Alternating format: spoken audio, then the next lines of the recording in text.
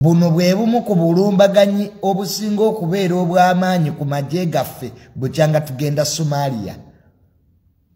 Abayekera ba Al-Shabaab balumbye ezimu ku nkambi zaffe Somalia ne batta amagye g'eggwanga lya Uganda ne batwala n'abalamu ne babawamba. So tusaasidde nnyo eggwanga Uganda ne tusaasira abasirikale abaafiiridde mu bulumbaganyi buno ate era ne tusaasira ne famire zaabwe kwaga twagenda Somalia kuzza mirembe naye kirabika nti emirembe gye twagenda okuzza Somalia girabika gigenda ate gitabuka. Remember America badduka mu ggwanga lya Somalia lino. Eggwanga lya America lyakubwa ne bafiirwa n'ennyonyi zi Apache helicopter Basomali bazikuba. America neddukayo mu ggwanga lya Somalia nga nena mu gisimu fungize ne baga nti fa America eggwanga lya Somalia tulitadde.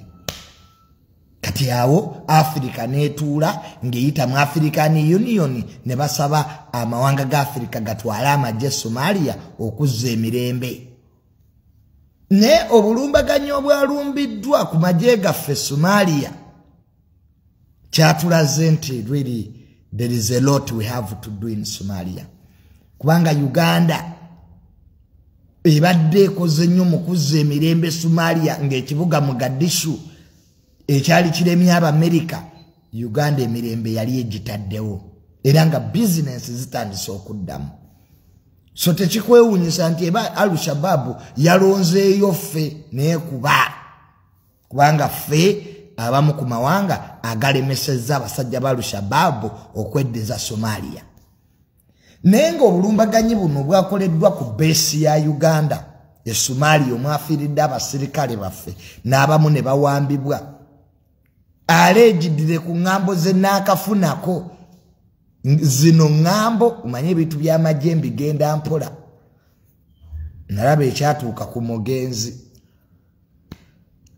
nti bajjidde mu mmotoka eziri Ahmad.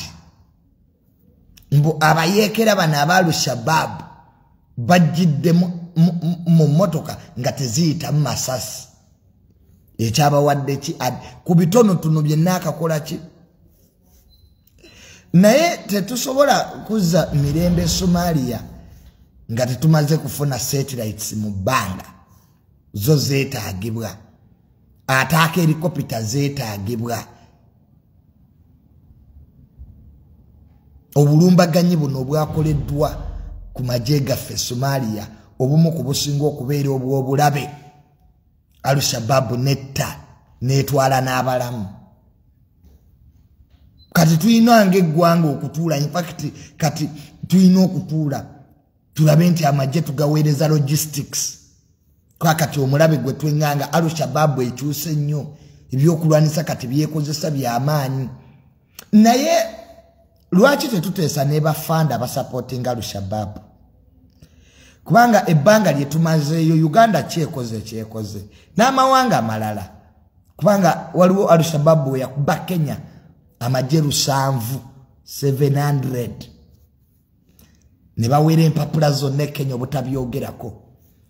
Kati nange tamale munzikirize nkome wano bye bitonotono bye nategeddeko ebisigadde kambirekera amagye. Manye ebintu bya Uganda oyina byogerako mpola naddala ng'odiiringa n'amagye. So omwogezi w'amagye General Felix Kulaije ate nasoma ne mutabani we. Nasoma ne mutabani we. Anabibannyonnyola nenga twakubiddwe Somalia bubi nnyo. So ke tulabe. Era nawuliddeko nti bajjeno ba Uganda babiri bamaze okutuuka mu kibuga Mogadishu basooke baaseesinge the damage. So nenga tusaasira nnyo abasirikale, tusaasira nnyo famire zammwe, ate abasirikale bonna mu ggwanga, oba oli wa UPDF oba oli wa poliisi, tubaagala nnyo bamwe abakuuma ensi. Naye kyekiseera kati Uganda etuule, kiki kye tufunye Somalia bukyanga tugenda, na kiki kye tufiiriddwa. tukyasobola okulwana olutalo luno kubanga kakati ekizibu ky'okulwana entalo bwezityo ba superpower Russia na America ziri mu kulwanagana oyinza n'okusanga Abamerika bategedde ne basirika kwa ebiseera ebisinga babadde nga batulabula wano ekitongole kya Bungereza ekikesi kyatugamba nti Uganda bagenda bakuba bomu era ne zivuga ku luno balabika bategedde ne basirika olw'okuba nti waliwo olutalo wakati w'amawanga ga Afirika mu lutalo lw'e Ukraine woba oli wa Russia Abamerika bajja sirika nga bakuwuttula ate era woba oli wa America Abarasha bajja kukola ki because tulirayinga nnyo ku intelligence z'amawanga g'abazungu because ze zina satellite mu bbanga kizibu nnyo okuba amajje ga America wegali kubanga satellite ziba zikulaba Omumerika atula eri Pentagon mayire 13 naye nga alaba ebigenda maaso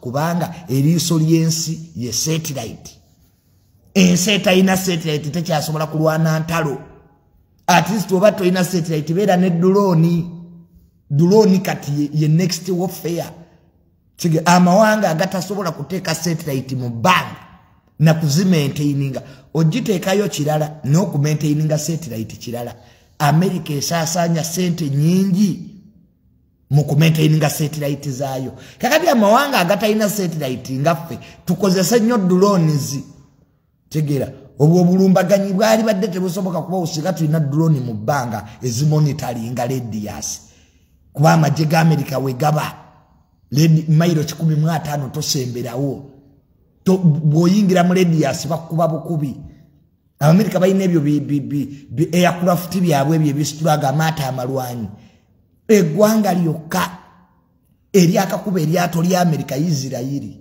yokka yali ekikoze ne beryato lya America buno juzi wano ne bagisonyiwa ensi yokka yakakuba eryato lya America ne bagisonyiwa Israeli yokka USS Liberty eryato lya America lyakubwa abayudaya nga balumba Egypt Israeli yagamba nga egendo lumba Egypt ne gabulyayi buli gwange erina eryato lyayo lirijjewo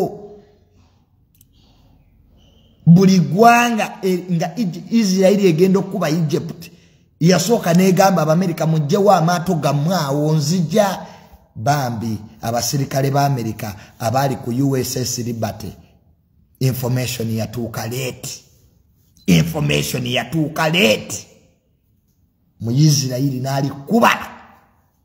nalikuba Abamerika ne bagamba nti Israeli olimba eryato lyaffe lyabaddeko bendera ya America Israeli naga nti n'abatujju basobola okukozesa bendera ya America nenga si America era mune Congress netuula mangu nnyo pressure yali nyingi nnyo ku Israeli kye yakola ku compensatinga bafa ngekuba eryato lya America USS Liberty so mugende mu bino yensi yokka gye basonyiwa kwa yali kuba mu butanwa kati America nebuuza lwaki mbu information Israeli gye yali esindise yali awo okutuuka ku lyato USS Liberty kituufu Abayisiraeli bali babaze okuteeka jammers mu kitundu ekyo so nenga tusasira nnyo amajje ga Uganda tuli mu ntalo nyingi tuli Congo tuli Sudan tuli Somalia Central Africa ni walala Burundi gye tuli kakati n'olwekyo Uganda ensene enjavu ekyasobola okulwana entalo zino kyekibuuzo kyembalekedde nti nga tuli nsi njavu tusobola okuba nti tukyasobola okuba ba regional leader ba Great Lakes region so kyekibuuzo kati ti amawanga nga South Africa amagagga ennyo agatusinga economy gonga tegalwana nnyo nga ffe kwawe tunako wano mu nsi ezisinga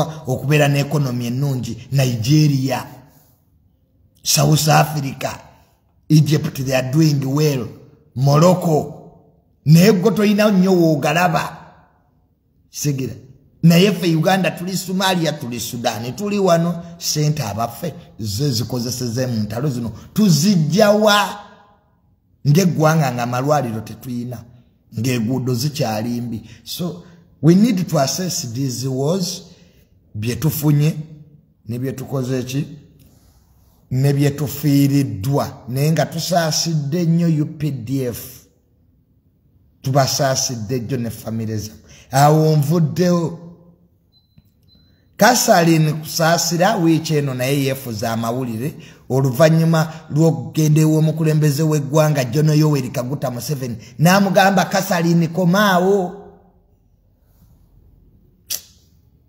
Kasalini kusaasira ya hijackinga president n'amuganze maama Kabina nze atuuse. President Museveni akomaawo Kasalini twatujja kuba tulyawo nga ne maama Mabeera azze gwanga linaabalirazeewa. So Kasalini kusaasira kitegeere you are now a staff oli wansi wa Minister of Presidency Honorable Babalanda. So nga tonnaba kuddamu kwa hijackinga mukulembeze wa ggwanga sooka mu bakama abo kwa president yakuswazizza nnyo. Naga Kasalini okola ki wano? Tize maama Kabina naga akabina ko nakalabedda naye bakundeetere mu gw'omukaaga.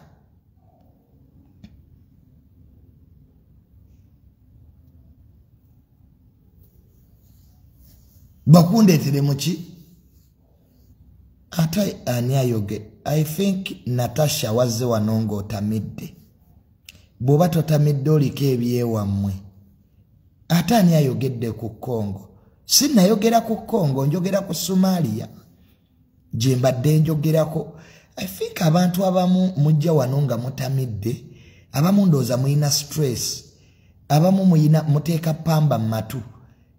Mbadde njogera ku majje gaffe agaalumbiddwa Al-Shabaab Somalia. Sinnayogerako ku ggwanga lya Congo. Ndowooza listen properly. Abanayuganda ekizibu kye muyina okuwuliriza temuli nnyo ba good listeners. Natasha oyina erinnya ddungi Natasha Natukunda. Erinnya lyo ddungi lirina kye litegeeza. Muwala wa president bamuyita Natasha. So respect your name. Ekyokubiri tojja wano kuntiisatiisa. Bujuniya kakati kola bwoti. Sitiisibwa. Manyi you don't know my capacity. Natasha tojja kuntiisatiisa. Kitegeera. Nti kakati anze sitiisibwa. Omulimu guno ogwa social media nguluddemu ebbanga. Era kivula nga tondabangako mu kooti. Nkalikyuleetinga buli kyenjogera. Kuba oluusi ebintu bino biba bimpeereddwa. Chovara Junior, you can never find me in I take time to think about what I say. So don't make me to be a coward like Natasha. You are a good follower of mine, by the way. So Kasalini kusaasira Natasha kamuleke kwa mumanyi. Kasalini kusaasira Natasha mbega. Oli mbega wa iso. Kikirwaki Natasha tondeka ne malaye ebintu byange. Obwambego nabukoledde. You spy Natasha ndeka maleyo. Bambi for God's sake. Let me finish this program. You'll call me later. Umanyi buli tuva ku program zino nga abasecurity bakuba. Junior video yo jijeyo. We are now used to that. Abali mu intelligence muri baganda baffe. Namwe mubeerayo nga mulaba. Video zino singako bambega. Nebe basingoza kwa bayino wa report ku bakama baabo. Ne bambi woba oli mbega ng'oli wano ndeka mmaleyo. Tunayogeredda. Nakomawo nenkiralifayinga. Bwe nagenda Jeno Katabazi wakano akulembera iso. Ayina ebintu bingi bye yansomesa recently bwe nagenda mu musomo iso gwe yategeka. Namanyi ebintu bingi by the way. Ku intelligence, media and intelligence. Because I was taught by the best. Nze sirabangako muntu amanyi intelligence. Nga kano Katabazi akulembera Yesu. The man taught me a lot. Era nakugirako enkofiira.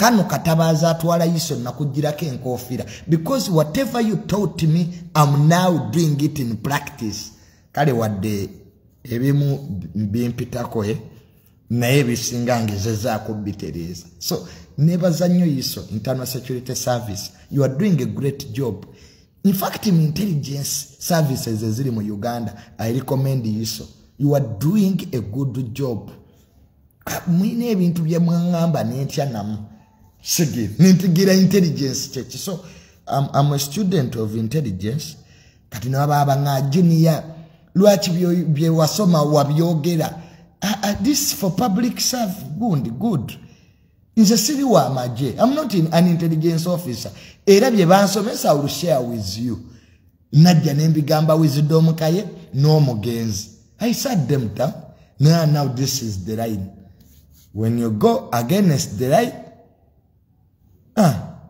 ebituukawo ng'obitegeera so mama kusaasira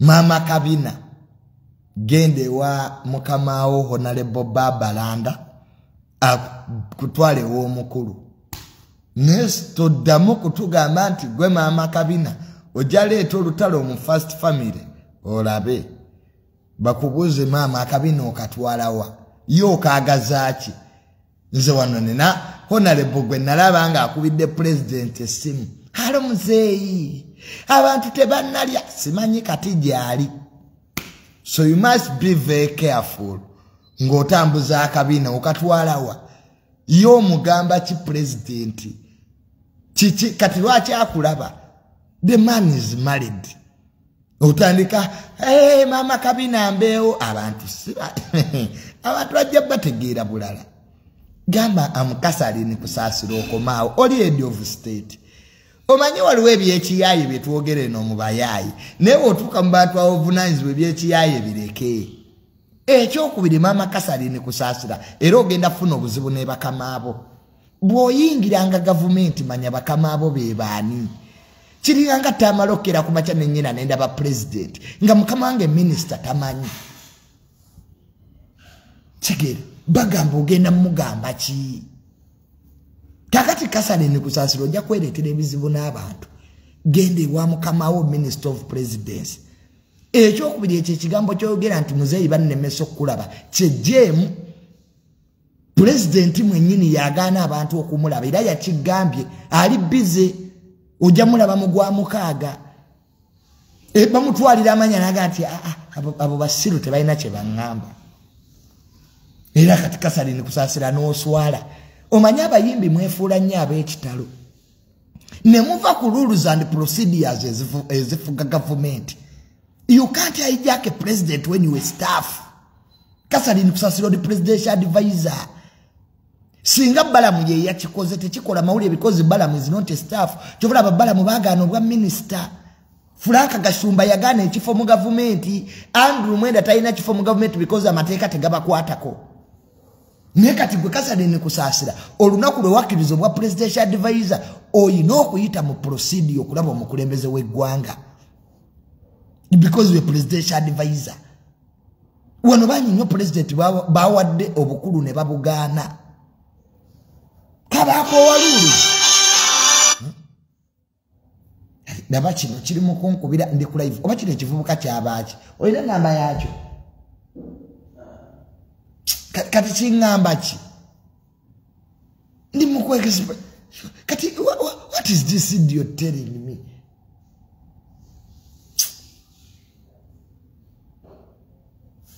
mbweni Wisegera wa ma protocol works. You are dealing with the head of state. Uli president wa Gwanga is the head of state. Kakati kasalini kusaasira mukyala kusaasira. Ebyo ebyabayimbi ebiri disorganized. Tebikole no mu government. You must be organized. There are rules and procedures. Respect your bosses. Tusula kubanti gwe kati president wa government oyina abantu bawadde emirimu 13 nakyo kyabulimba. Mbu muzeeyi nawe abavubuka emirimu kasalini temuyina mirimu gye muwadde bavubuka gamba mukutta abavubuka mubaliireko wano mu Uganda abantu bakwata abavubuka ne babakozesa okufunirako sente naati nawo abavubuka mirimo giriwa eggwanga terina ba investor kati kasali ni wafuuka investor kye kizibu ky'abayimbi kye mbayinako kwetwala nti muli bakitalo oloza kusaasira yasosola ba President Museveni alina abanyankolebe abamuyita kojja abamuyita jjajja abamuyita anko President Museveni alina basengabe bo tebalaba State House controller. You must pass through the channels because we're staff. Kakati sigabuli omubuli staff agenda hijackinga president tijagala president jagalonda be president jagalonda be tulina byomugamba kusaasira bajjo basajja mivule asibaga kato mulabye president emirundi mingi takyalina kyabagaza president kasito mulabo omulundi gumu n'atakumalira bizibu byo kite kiba kiganye nze manya abantu abagenda mu State House ne bavayo ne sente awo wennyini manya abantu abagenda mu State House president n'akusindika wa minister manya abantu abagenda mu State House ne batafuna sente nga kisirani kyo kyekikubonyabonya buli wogenda maaso g'omukulembeze oba omuntu yenna alina sente n'atakola ku kizibu kyo day and then kyerabire kiriawo omuntu omukubira essimu n'omugamba bannange mbadde nsaba ompole ku sente danga I will get back to you. It is a polite way of telling you nti sijja kusobola omuntu lw'omukubira essimu daga I will get back to you kiba kitegeeza by'omugamba tebiri mu makulu ekiseera ekyo toli priority kakati kusaasira engeri gye wagenze maaso ga president yandiba woba obadde wakitalo nnyo yandigaye kamu tugende yandisindise omuntu mutakyeraga mugende mwenna naye yakusindise mugwa mukaaga ate teyataddeko mwaka kasalini kusaasira president yataddeko mwaka oyinza omulaba ogw'omukaaga mu 2026 gwe kakati gatunnabaga nti nze maama Kabina oba maama Kasolo oba maama Mabeere oba maama Matu sooka otegeere nti kati we staff of government you were president's advisor ebyo birekere balamu birekere Frank Gasumba those are people who can enter State House every day because they are not staff ebyo by'Andrew Mwenda. You think Andrew Mwenda ku magezi gayina ne influence gyayina mu government singa si minister. It is a mistake to enter government. Abantu abasiga ofuna mu government ya President Museveni be batayina before kati bagala kubeera mu rules omuntu abeera uwe munyonyo naye nga afuna sente n'abali mu government ze mutafuna ninga naye mukozi wa government private nina abantu be baleeta mu crisis management nga ye specialist government ina crisis akasimu ne bakakuba sebo tulina ababbi b'amabaati jango obeeko kyokola mu mawulire create diversion nolaba nti kati NSSF eyimiridde amabaati ne gajja kyogamba ababba sente mwene sente zebabba mu NSSF mpitirivu okusinga ababbi b'amabaati lwaki amawulire gaconcentratinga ku mabaati mwerabire NSSF gwe kyali mu NSSF okimanyi gumanyi sente gwe zebabba zikubisaamu amabaati ge babba emirundi 10 kati ekyo kibayita diversion and crisis management nti oleeta ekitalina makulu ne kifuuka nga kirina amakulu ekirina amakulu ne kifa lyeggwanga limu nolaba amawulire nga gali ku mabaati naye nga NSSF w'ogisoma n'ogitegeera obubbi obuli awo ogw'eddalu trillions of money kati muli mu bubaati busatu simaya bano babbi so naye nga kyekyo maama kusaasira with due respect your bosses.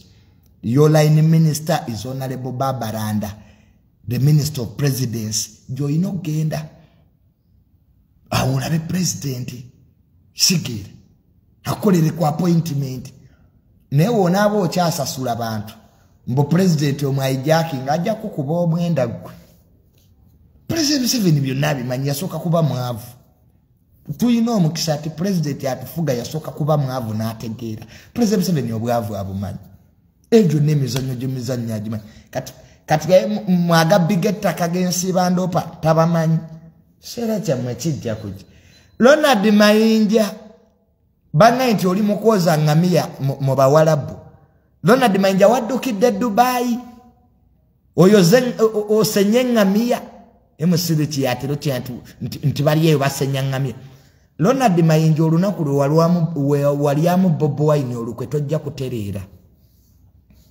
omuntu oliamu nnyo abantu enkwe n'obaako wamma wookoma ne Ronald Mayinja wasookera mu Nuutu gwe kennyini n'oddamu NRM Ronald Mayinja n'ova mu NRM n'oyingira General Moses Camp Ronald Mayinja kiki kyoliko abantu tebakyakutegeera era beera London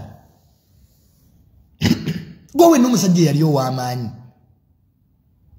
Ronald Mayinja yali w'amaanyi such a talent gulid butasiima ekireese obuzimu ggwanga lino abayimbi temusiimye na kyemuyina mulookalooka you are too greedy abantu bakusupportize abantu basupportinga Eagles production nze nali mwana muto nga ndi mu nasale nenga mpulira Ronald Mayinja hani agula ensi kuba tugitunda naye atuweeza awamu abuze kati yagenda ne yegatta kubagula ensi which fool is this Ronald Mayinja omanyi oyinza okubanga gwe weereetedde okugwa omanyi you can be an enemy of yourself Mayinja mulabe we mwennyini toyinza kulyamu baganda bannolukwe n'olowooza nti abanyankole banaakwagala this is what people don't understand gwe lyamu Bobi Wine olukwe ojje mu NRM n'abe NRM era babajja kuba tebakwagala kuba nabo ojja dduba lyamu you can't move in three political parties in a space of a year kyetamala okuddamu mu Nuupu era abanuupu kati Bobi Wine ayinza okuddamu okuneesiga I made a mistake chaggwa the only thing now Junior I can do is to be independent siza kudda mu political party nakola ensobyo genda mu Nuupu tamalis ndibadde independent minded I would have been an analyst if you join a political party it is a mistake kwa political parties Africa teziwangala political parties Africa bobe nyini batukesha ne bakulwanisa entale ziri mu NRM ozimanyi gwe abantu bateeka ko yero nenga bali yeyo balwanagana primary ze NRM ezaliwo last year olaba NRM yebba mu primary kati nze nyingire NRM mwemanyidde danti mulimu entalo bobe nyini tebeyagala bali mu kwerwanisa I can't enter wars. I'm still young. The only thing I can do now is to be an independent analyst. Era kati kyendiko. Nito sobola kugamba nti Ronald Mayinja kubugagga bwe waliko mwafuna sente ba research. Kiki kye mutafuna bajjofule Lutayi. Ne kati goloza lwaki abantu balaba research. Research Semakula has been consistent. Tufuna abantu bamulabye Serena nejjula nabalati bafunye we batuula consistency ne Ronald Mayinja yogera kino enjo abawagizi bote bakyakutegeera kivulanga abantu bakuvaako basigala kuwuliriza nnyimba zo omanyi bibiri abantu bayinza okuba bawuliriza nnyimba zo naye nga azimba bakoowa kyekiri mu Uganda abayimbi babeetamwa n'ennyimba zammwe bazaagala ekyo nakyo kikulu ng'osanga omuyimbi atambula mu luguudo naye nga abantu bamukoowa naye nga bw'akola concert tebajja kulaba ye kuwuliriza nnyimba Ronald Mayinja yayina ennyimba ennungi naye kati nabajjofule Lutaaya MP Misaaki akyakola ebivvulu ne bijjula Ronald Mayinja ali Bulaaya agenze kuba kyeyo. The choices you took Ronald Mayinja were bad. Nze nali mu meeting ya Jenemoke ku Serena ku speaker awo nga ndine omugezi Isima twali ne Ramiti ne Ronald Mayinja nga tuli mu meeting ya Jenemoke ku speaker awo naye ng'omwana akubiriza meeting muto muzibu Mayinja musinga emyaka 2 nempulira ennaku ng'enkutte naye omusajja mayinja ku kitiibwa kye waliko kati baana bato be bakutuuza mu miitingi mayinja Ronald singa oli ku faamu y'otudde kubanga ensi yabaagala mayinja ensi yabasapootinga n'abannayuganda mubakoze bubi abayimbi sente ze mulikoze abannayuganda mayinja wayimbanga ensi nejja neekulaba ogibanja ati naye mululu oyina ennyumba Katonda akusaasidde n'abaana bo basobola okugenda eyuke lwaki temukkuta basajja mmwe muliddeko kye mulidde ebintu ebimu bye mulina okukola fe abalina obbikola abaakatandika okulya naye nange Junior nina bye sitasobola kwogera ne bye sitasobola kukola nze abantu b'NRM bajja wano mbo Junior twogerere bwenti ne bale siri mwogezi w'NRM nze mu NRM mpagirawo President Museveni na mutabani we period siwagirangako kibiina nze sina kaadi ye NRM nze mpagiramu abantu babiri President Museveni ne mutabani we era Jeno Muhoozi n'akera n'ava mu NRM olwaliro njivaamu Jeno Muhoozi jadda gyenzira is the rightful heir nze Jeno Muhoozi mwagalako ekintu kimu he has served the military 28 years myaka 28 ali mu magye that's a recommendable career to anybody who is sober but topa bizibu bye NRM kwa nammwe abagirimu era temugikiririzamu mubeera mu ntalo nakubba sente